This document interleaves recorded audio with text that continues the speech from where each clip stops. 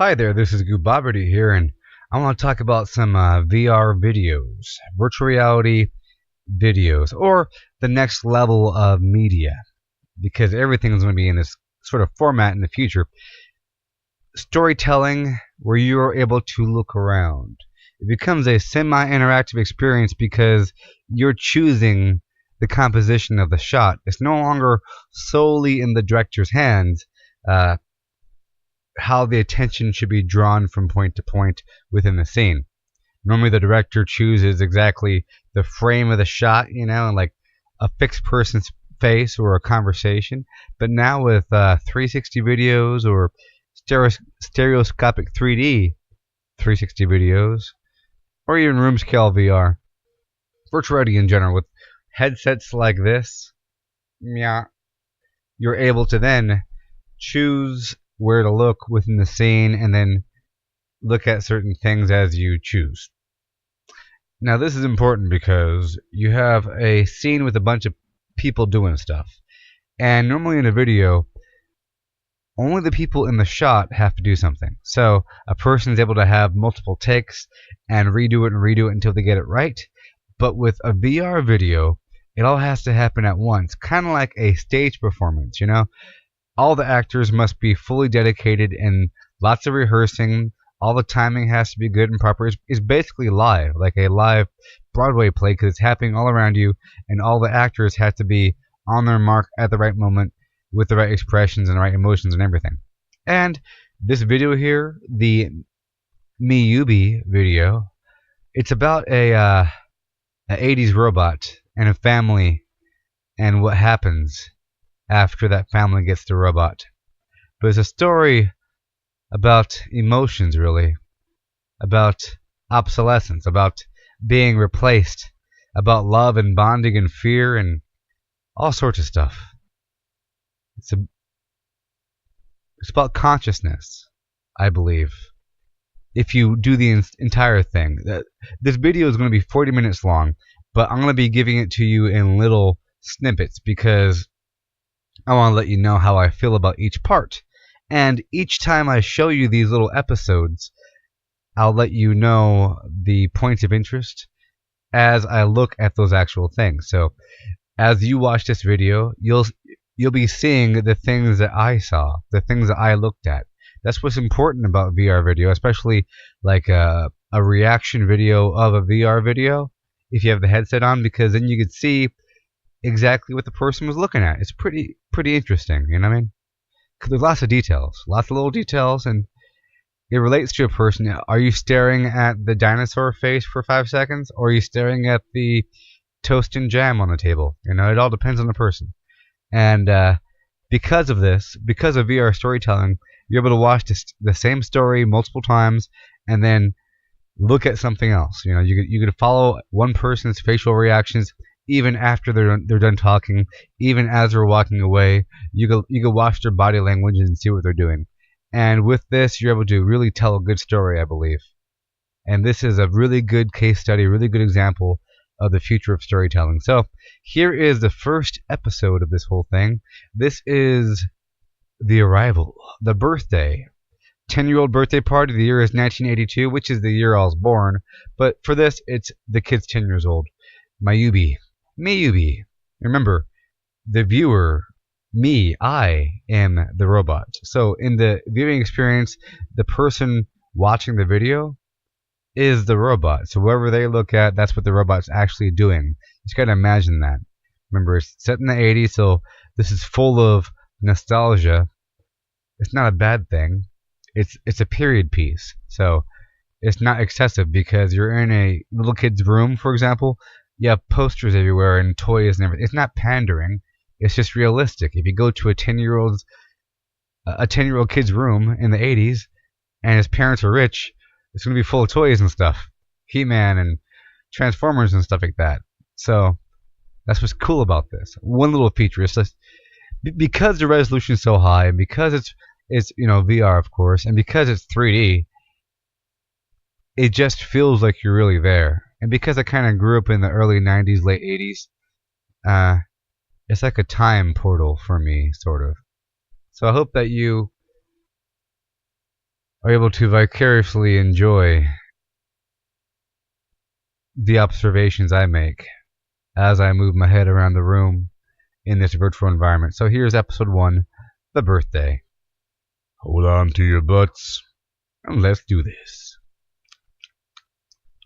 Beep. Hold on to your butts.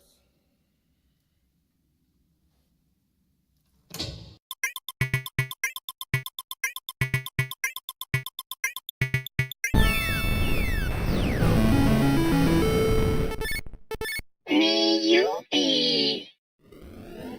Oh my god, Dennis, thank you! Happy birthday, Dennis. See, I should take more trips to Japan, right, buddy? You just like those massages. Hello? We're capturing this on video, honey. That was gross, Mom. That was gross, Mom. Yeah, it is gross. Alright, hey, gang, I love it! can we please just try to keep this PG? Thank you so much! Alright, Dennis, ready? Here, say something to the camera. Daddy, you don't have to give me anything ever again! Careful, buddy, I might use that as evidence. I felt my best friend forever! Get the camera out of my face. Hey, how about you participating for once? What is that contraption? Don't let it catch the house on fire. Come see it, Grandpa! I'm not getting any closer to that thing. Probably sent here by Hirohito to kill us all in our sleep. Grandpa, please stop. You are scaring Is that funny to you? Hey, look, that nice robot is not going to Very hurt classy. you. It's okay, Dennis, it's okay. Bye-bye. See, honey, please can you stop with the poppy pops and the singing, please? See? Stop here, please. No, What, come on, you look great. You're always taking photos of us. Well, that's different. That's my art. Well, you know what? This is video. It's better than ours. Jordan, stop it! You don't have to get me anything ever again. I have found my best friend forever. But hey, you, Jordan, hey, set an example. This is stupid. Why couldn't we get an Atari? You know what? You get a job mowing lawns, you get anything you want. How's that sound? My name is Dennis. Dennis. Dennis. Say Dennis. I certainly did, buddy. Just Does he say just try to that. gain your trust? Run away! Run away! Wait, run Dad, away! Dad, Run, it's run, okay, run, Dad. run. It's okay.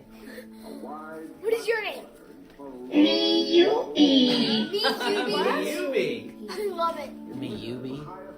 This is bullshit. Hey, cool your jets, mister. So what does it do? Does it walk or talk or... Shoot lasers at CC? Okay, Jordan, if you're gonna go to your room, go to your room. Look, Mimi, look. That's you on the box.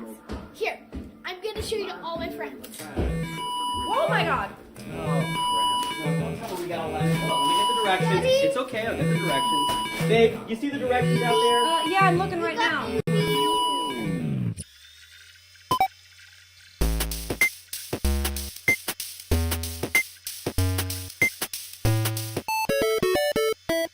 Hey, well there you have. That was Miyubi, the first episode of many. The birthday, the arrival of the robot. So that was a pretty cool scene. You saw the different personalities of all the characters. We had the younger son, the 10-year-old. He was very sort of self-centered, and he was happy he got that gift, but he doesn't like sharing and very kind of obnoxious and almost ADD-ish with his focus solely on the robot. Of course, it's pretty cool. Then you have the younger daughter. She seemed to almost fall in love with the robot, hinted at for, later on down in the storyline, with her saying the word slowly and blinking slowly. The older son, he was very obnoxious, wanted to tease everybody, and he was also very self-centered with his tuning the guitar, not wanting to be a part of the group. The dad, he seemed to keep everything together. He was in strong control, which is adding to the story for later on because he's going to be leaving. He's going to be leaving the family to go to Japan, you see, which is going to make a conflict because the kids are going to go wild, sort of. You know what I mean? The older son is rebellious to a certain degree, and he has bad influences with his friends, and drugs and so forth. The grandfather is the dad of the dad in this one. It's on the dad's side, and he seems to be having some mental stability issues. He's reacting very strongly to the presence of the robot, saying it's a weird, vague attack from Japan, to not trust it. He seemed to be the first to be really aware of and afraid of the robot's consciousness. Okay, and then you got the wife of the husband, who seems to be vaguely jealous or upset about the dad going to Japan, calling him out for his massages. And she seems to like art and normal photography. So lots of elements going on here with the family, and it's very interesting. And then it ended with, of course, the battery dying, which allows for multiple scenes. So this is the trend.